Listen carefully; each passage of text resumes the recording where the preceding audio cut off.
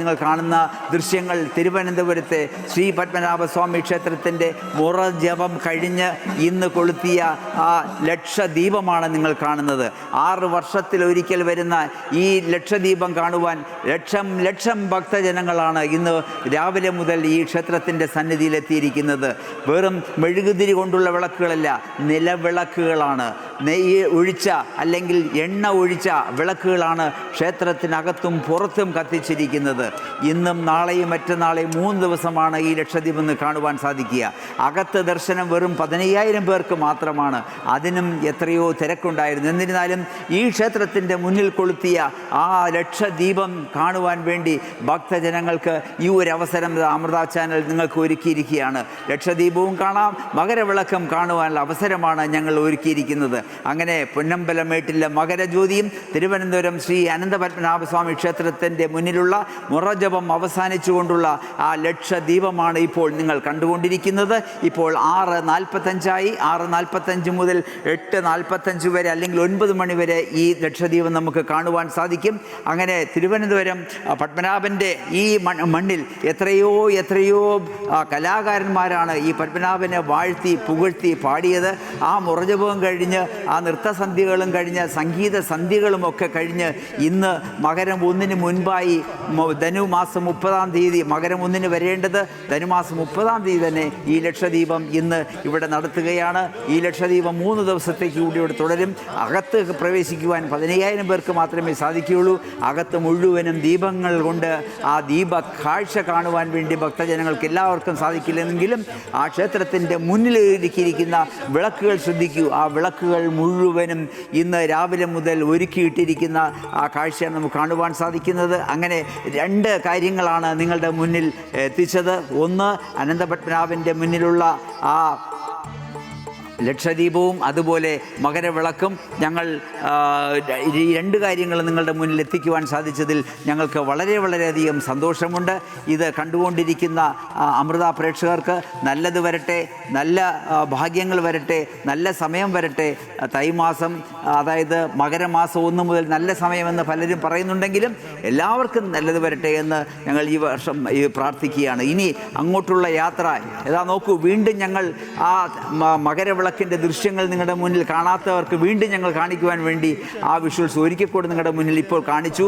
ആദ്യത്തെ പ്രാവശ്യം ആ മകരവിളക്ക് തെളിഞ്ഞതിൻ്റെ ഒരു ദൃശ്യം നിങ്ങളുടെ മുന്നിൽ ഞങ്ങൾ എത്തിച്ചിരുന്നു. അതുപോലെ അമൃത ന്യൂസിനോടൊപ്പം ചേർന്ന എല്ലാ ഭക്തജനങ്ങൾക്കും ശ്രീ പത്മനാഭൻ്റെ മുറ്റത്ത് കാണുന്ന ആ ദീപകാഴ്ച കൂടി നിങ്ങൾക്ക് കാണുവാൻ സാധിക്കുന്നുണ്ട്. ആ ദീപകാഴ്ചകൾ മുഴുവനും മെഴുകുതിരിയല്ല കത്തിച്ചിരിക്കുന്നത്, വെള്ളെണ്ണ കൊണ്ട്, നല്ലെണ്ണ കൊണ്ട്, വിളക്കെണ്ണ കൊണ്ട് കത്തിച്ച ആ ചിരാതുകളുണ്ട്, നിലവിളക്കുകളുണ്ട്. ഇതൊക്കെ തന്നെയാണ് മുന്നിൽ ഉള്ളത്. അങ്ങനെ 2 ദൃശ്യങ്ങൾ അമൃത പ്രേക്ഷകർക്ക് കാണുവാൻ ഞങ്ങൾ അവസരം ഒരുക്കി. അതിൽ ഞങ്ങൾ സന്തോഷിക്കുന്നു, നിങ്ങളും അതിൽ സന്തോഷിക്കുന്നുവെന്ന് ഞങ്ങൾക്ക് മനസ്സിലാകുന്നുണ്ട്. മകരവിളക്ക് തെളിഞ്ഞ് ഇനി എല്ലാവരും ആ ശബരിമല ദർശനത്തിന് അയ്യപ്പനെ ഒന്ന് കാണുവാൻ, അതായത് തിരുവാഭരണം അണിഞ്ഞ അയ്യപ്പനെ ഒന്ന് കാണുവാനുള്ള തിരക്കാണ് നമ്മളിപ്പോൾ കാണുന്നത്. അത് കഴിഞ്ഞ് മലയിറക്കത്തിനുള്ള ഒരു തിടുക്കമാണ്. 800ഓളം KSRTC ബസ്സുകൾ തയ്യാറായി നിൽപ്പുണ്ട്. 2 മണിക്കൂർ കൊണ്ട് പമ്പയിലെത്തിക്കുക എന്നുള്ള ദൗത്യത്തോടു കൂടിയാണ് പോലീസ് ഓഫീസറുകൾ മുഴുവനും പ്ലാൻ ഇട്ടിരിക്കുന്നത്. എന്തായിരുന്നാലും ഏകദേശം ഒരു 12 മണിക്കൂറുകൾ ഉണ്ട് മാത്രമേ ഈ തിരക്കുകൾ ഇവിടെ നിന്നും അവസാനിക്കുകയുള്ളൂ. എല്ലാവരും നാട്ടിലേക്ക് പുറപ്പെടുന്ന ഒരു തത്രപ്പാടിലാണ്. നാം കയറി വന്നപ്പോൾ ഏറ്റിവിടപ്പ അയ്യപ്പ എന്ന് പറഞ്ഞെങ്കിൽ ഇനി അയ്യപ്പന്മാർ പ്രാർത്ഥിക്കുന്നത് ഇറക്കിവിടപ്പ അയ്യപ്പ എന്നായിരിക്കും. അത്രത്തോളം തിരക്കാണ് താഴോട്ട് ഇറങ്ങുവാനുള്ളത്. എല്ലാവർക്കും ആ അനുഗ്രഹം ഈ ക്ഷേത്ര സന്നിധിയിൽ നിന്നും ലഭിച്ചു എന്നുള്ളത് നമ്മൾ വിശ്വസിക്കുന്നുണ്ട്. അതുപോലെ തിരുവാഭരണപ്പെട്ടി എല്ലാം തന്നെ കൃത്യസമയത്ത് തന്നെ ഈ ക്ഷേത്രത്തിൽ വന്നെത്തുവാൻ സാധിച്ചു. ദീപാരാധനയ്ക്ക് മാത്രം അല്പസമയം എടുത്തുവെങ്കിലും ആ ദീപാരാധന കഴിഞ്ഞ ഉടൻ തന്നെ അങ്ങ് ശബരിമലയിൽ ആ പൊന്നമ്പലമേടിൽ ആ വിളക്ക് നമുക്ക് കാണുവാനും സാധിച്ചു. അങ്ങനെ ഭക്തസാഗ്രഹത്തിന് അനുഗ്രഹം ചൊരിയുവാനുള്ള ആ സമയം എല്ലാവരും വീക്ഷിച്ചു എന്നുള്ളത് തന്നെയാണ്. സർവവും സഹിക്കാൻ ശേഷി സംഭരിച്ചുകൊണ്ട് മല കയറി വരുന്ന അയ്യപ്പന്മാർക്ക് സമൂഹത്തിൽ ആർക്കും തോളോട് തോൾ ചേർന്ന് തൊഴാവുന്ന അവസരമാണ് ഇവിടെ കണ്ടത്. എല്ലാവരും സ്വാമികൾ, എല്ലാവരും അയ്യപ്പ ഭക്തന്മാർ. ജാതിയോ മതമോ ഒന്നും നോക്കാതെ എല്ലാവർക്കും ആ മകരവിളക്ക് ദർശിക്കുവാനുള്ള ആ ഭാഗ്യം. പൊന്നമ്പലമേട്ടിൽ ദേവറുകളും ഋഷികളും പൊൻവിളക്ക് കൊളുത്തി നവഗ്രഹങ്ങളെല്ലാം തന്നെ അനുസ്മരിച്ച ആ സമയത്ത് അങ്ങ് പൊന്നമ്പലമേട്ടിൽ 3 പ്രാവശ്യം തെളിച്ച ആ മകരവിളക്ക് കാണുവാൻ ഭക്തജനങ്ങൾ മാത്രമല്ല ഈ കോടാനുകോടി അയ്യപ്പ ഭക്തന്മാർ ഈ ചാനൽ കൂടി കാണുന്നുണ്ട് എന്ന് ഞങ്ങൾക്കറിയാം. അതുപോലെ കണ്ണില്ലാത്തവർക്കും കാണാൻ സാധിക്കുന്നുണ്ട്. ജ്യോതി കാലില്ലാ പൈതങ്ങൾ ഓടി നടന്ന് ഈ മലയിൽ കയറി വന്ന അവർക്കും കാണാൻ സാധിച്ചിട്ടുണ്ട്. കൊച്ചു കുട്ടികൾക്കും ഈ മകരവിളക്ക് കാണുവാൻ സാധിച്ചു എന്നുള്ളതാണ്. ഈ നിമിഷത്തിന് വേണ്ടിയാണ് എല്ലാവരും നാടും വീടും മറന്ന് മൈലുകൾ താണ്ടി ഈ സന്നിധിയിലെത്തിയത് എന്നാണ്. ഈ ഒരു നാളികേരം കൊണ്ട് ശനിദോഷം അകറ്റുന്ന ഈ ശനീശ്വര ഭഗവാന്റെ സന്നിധിയിൽ നിൽക്കുവാനുള്ള ഭാഗ്യം തന്നെ എന്തു ഭാഗ്യം! പറയാൻ വന്ന പരാതികളെല്ലാം മനസ്സിൽ ധ്യാനിച്ചുകൊണ്ട് നിൽക്കുന്ന ഈ അയ്യപ്പന്മാർക്ക് ആ മകരവിളക്ക് കണ്ടപ്പോൾ എല്ലാ പരാതികളും ഭഗവാനിൽ അർപ്പിച്ചു കഴിഞ്ഞു എന്നുള്ളൊരു വിശ്വാസം.